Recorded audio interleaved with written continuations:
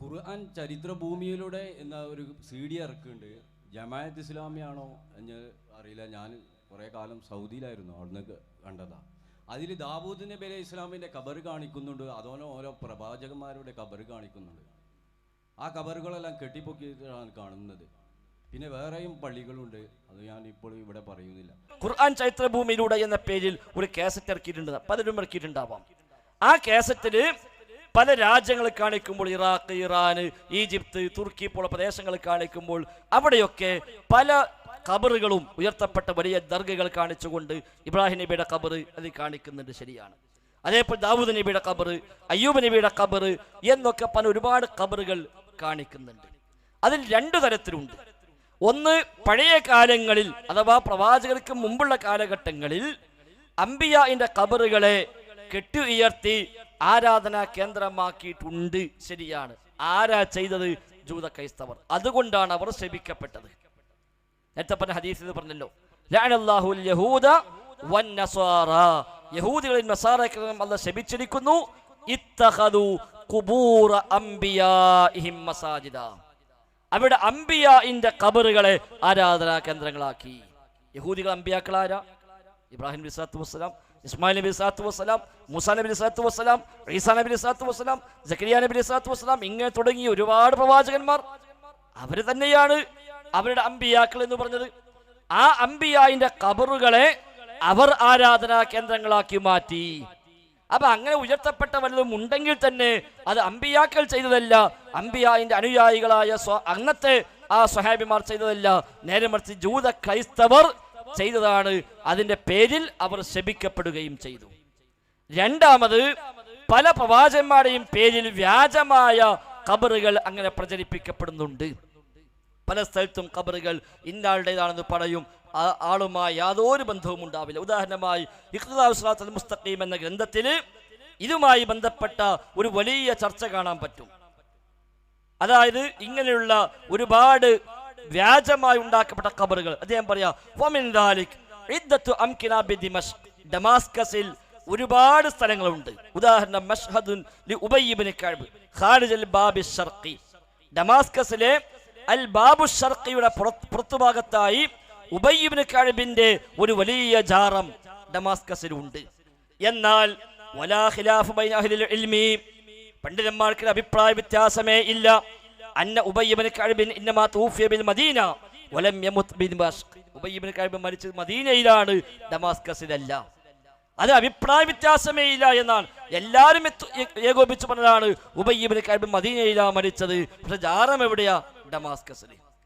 മരിച്ചത് മദീനത്ത്, ജാറം ഡമാസ്കസിൽ. കഴിഞ്ഞില്ല.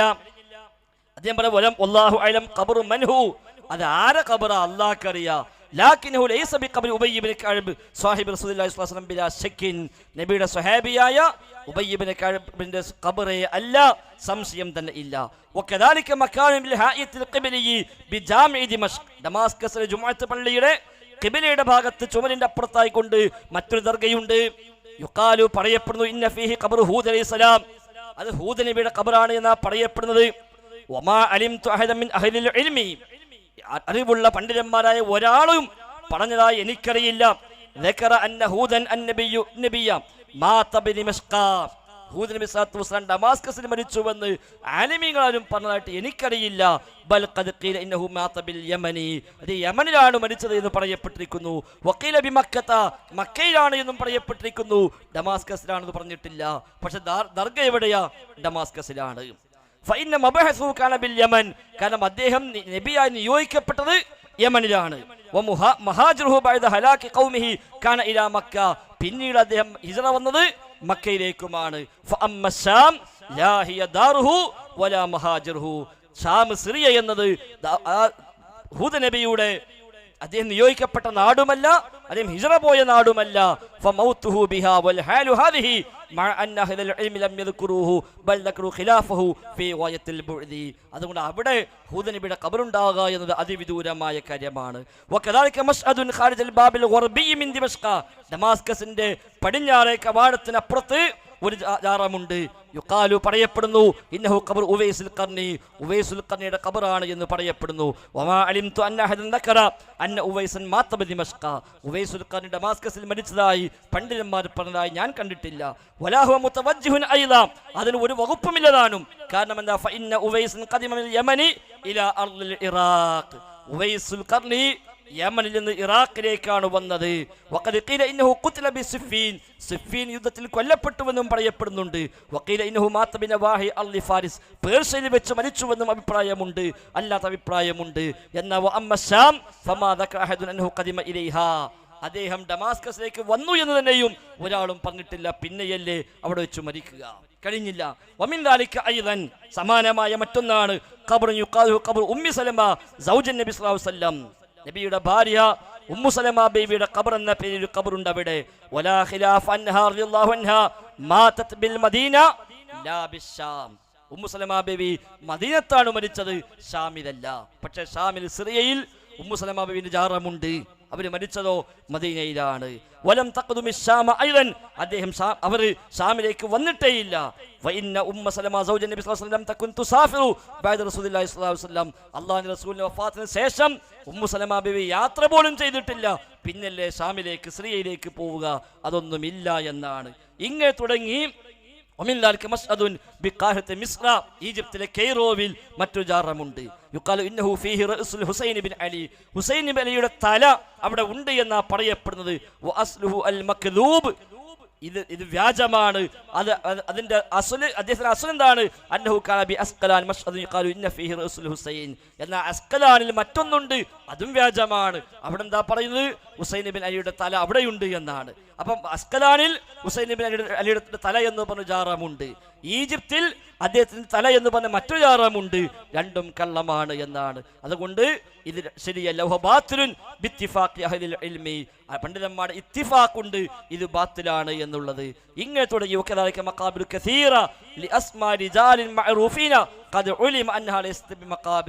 അറിയപ്പെട്ട ധാരാളം പണ്ഡിതന്മാരുടെ പേരിൽ പല നാടുകളിൽ വ്യാജമായി പല ഖബറുകൾ ഉണ്ട്.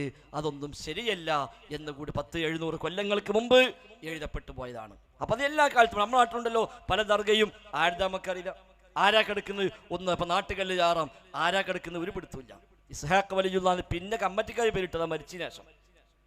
മരിച്ച് ജാറൊക്കെ ഉണ്ടാക്കി ഓരോരുത്തർ വരുമ്പോൾ ആരാ ചോദിക്കുമ്പോൾ എന്തെന്ന് പറയണ്ടേ, അങ്ങനെയാണ് പിന്നെ ഇസ്ഹാഖ് വലിയുള്ള എന്ന് പേരിട്ടത്. യാഹൂൻ തങ്ങൾ തിരൂർ BP അങ്ങാടിയിൽ 2 ജാറമാണ്. യാഹൂൻ തങ്ങൾക്ക് മയ്യത്ത് ഒന്നേ ഉള്ളൂ, ജാറം 2ആണ്. 3 കിലോമീറ്ററിനുള്ളിൽ 2 ജാറം. റൂട്ടിലൂടെ പോകുമ്പോൾ കാണാം, തിരൂരിന്ന് നമ്മൾ ആലത്തൂർ ഭാഗത്തേക്ക് പോകുമ്പോൾ ആദ്യം കാണും യാഹൂൻ തങ്ങൾ മക്കാം. ഒരു 3 കിലോമീറ്റർ പോയാൽ അടുത്ത ബോർഡ് കാണും യാഹൂൻ തങ്ങൾ മക്കാം. ഒരേ ആൾക്ക് 2 മക്കാം. കുഞ്ഞുമലക്ക ഷഹീദ് 7 ജാറമാണ്. അത് പിന്നെ ചില ചരിത്രത്തിൽ പറയുന്നു, അദ്ദേഹത്തെ ബ്രിട്ടീഷുകാർ വെട്ടിമുറുക്കി 7 കഷ്ണമാക്കി കടലിലേക്ക് എറിഞ്ഞു. അപ്പൊ ഓരോ കഷ്ണം ഓരോ ഭാഗത്ത് ചെന്ന് കൂടി കിട്ടിയ കഷ്ണം കൊണ്ട് ഓരൊക്കെ ജാറുണ്ടാക്കി. ഒരു കഷ്ണം കിട്ടുമ്പോൾ ബാക്കി കിട്ടുമോ നോക്കണ്ടേ, അതില്ല. കിട്ടിയ കഷ്ണം കൊണ്ട് ഓരോരുത്തർ പോയി അവരൊക്കെ ജാറുണ്ടാക്കി. അപ്പൊ 7 ജാറം കുഞ്ഞുമലക്ക ഷഹീദിന്. ഏറുവാടിയിൽ ഉണ്ട് ഒരു ജാറം, അവിടെ ആളില്ല എന്ന് എഴുതി വെച്ചിട്ടുണ്ട്, ബോർഡ് വെച്ചിട്ടുണ്ട്. അവിടെ ഖബർ പ്രത്യേകം ബോർഡാ, ഇവിടെ ഇപ്പോൾ ആളില്ല. അതെന്താ കാരണം പറഞ്ഞത്? ചരിത്ര പുസ്തകത്തിൽ കാണാം, അവിടെ ഒരു കുട്ടി മൂത്രമൊഴിച്ചു എന്നാ ഖബറിൽ. ഒരു കുട്ടി അവിടെ മൂത്രമൊഴിച്ചു, അത് ഇഷ്ടപ്പെടാത്ത വലിയ ഖബറിന് എഴുന്നേറ്റ് പോയി.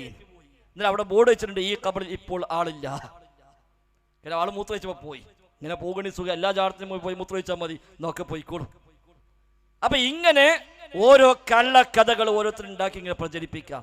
അപ്പൊ ഇറാഖില്, ഇറാനില്, അതേപോലെ ഈജിപ്തില്, തുർക്കിയില്, യമനില് ഒക്കെ ഒരുപാട് ജാറങ്ങളുണ്ട്.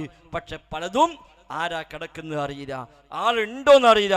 ഇനി ഉണ്ടെങ്കിൽ തന്നെ ആരാ അതും അറിയില്ല. ഞാൻ അറിഞ്ഞാലോ എന്നാലും ഉണ്ടാക്കാൻ പറ്റൂല. ഓമാന ശ്രോതാക്കൾ ജാറം നമ്മൾ അടുത്താണല്ലോ. ഓമാന ശ്രോതാക്കൾ ഓമാനൂരും ജാറം കിടക്കുന്നത് കൊണ്ടോട്ടിയിലുമാണ്. പക്ഷെ ഓമാന ശ്രോതാക്കൾ ആണോ അല്ലേ എല്ലാവർക്കും അറിയാലോ. ഇങ്ങനെ ഓരോരുത്തരുടെ പേരിൽ വ്യാജമായി പലതും കെട്ടിപ്പൊക്കിക്കൊണ്ടുവരാം. ഇപ്പൊ ഓരോ മഹല്ല് കമ്മിറ്റിയും ജാറം കിട്ടാൻ വകുപ്പുണ്ടെന്നാണ് നോക്കുന്നത്. എങ്ങനെയും വല്ല ജാറം കിനാവ് കൊണ്ടിട്ടോ എന്തെങ്കിലുമൊക്കെ ആയിട്ട് ഒരു ജാറം കിട്ടിയാൽ പിന്നെ പള്ളി കമ്മിറ്റിക്ക് സുഖമായിട്ട് മുന്നോട്ട് കൊണ്ടുപോകാം. ആ ഒരു താല്പര്യത്തിൽ ഇപ്പം എല്ലാ ഖബർസ്ഥാനും പണ്ട് ജാറല്ലാത്തൊക്കെ ഇപ്പം ഉണ്ടാക്കുക. 10, 25, 30, 40 കൊല്ലം മുമ്പ് മരിച്ചു പോയവർക്ക് ഇപ്പം ഇങ്ങനെ ഒപ്പിച്ചുണ്ടാക്കി ജാറുണ്ടാക്കാൻ ശ്രമിക്കുക. അതിലിപ്പോൾ വാഴക്കാട് ഉണ്ടായത് മരിച്ചിട്ട് 10, 25 കൊല്ലമായി. അന്നൊന്നും ജാറല്ല. ഇപ്പോൾ ഓരോരുത്തർക്ക് പൂതിയാക ജാറുണ്ടാക്കിയ തരക്കില്ല. കാരണം അല്ലെങ്കിൽ മറ്റോ ഉണ്ടാക്കും. അതാ പ്രശ്നം, വേറൊന്നുമില്ല. മറ്റോ ഉണ്ടാക്കും. അപ്പോൾ അതിനൊക്കെ നമ്മൾ ഉണ്ടാക്കുക. അതിന് പിടിയും വലിയും സുഹൃത്തുക്കൾ അങ്ങനെയൊന്നുമില്ല. അപ്പോൾ അതുകൊണ്ട് ലോകത്ത് പലയിടത്തും ജാറങ്ങളുണ്ട്. പലതും ജൂതന്മാർ ഉണ്ടാക്കിയതാണ്, നസ്വാറാക്കൾ ഉണ്ടാക്കിയതാണ്, അല്ലാത്തവ വ്യാജമായി പ്രചരിപ്പിക്കപ്പെട്ടവയാണ്. അതൊന്നും ഇസ്ലാമിൽ പ്രമാണമല്ല. നബി തങ്ങൾ വ്യക്തമായി ധാരാളം ഹദീസിലൂടെ പരിചയപ്പെടുത്തി ഇത് പാടില്ലെന്നും ജൂതായുസമാണ്, ക്രിസ്ത്യാനികൾ ആശയമാണ്, ശപിക്കപ്പെട്ട കാര്യമാണ് എന്നൊക്കെ നബി തങ്ങൾ പറഞ്ഞു. ശേഷക്കാലം വിശദീകരിച്ചു, കർമ്മശാസ്ത്ര പണ്ഡിതന്മാർ പറഞ്ഞു. അതുകൊണ്ട് തന്നെ അതാണ് ഇസ്ലാമിൽ സ്ഥിരപ്പെട്ട കാര്യം.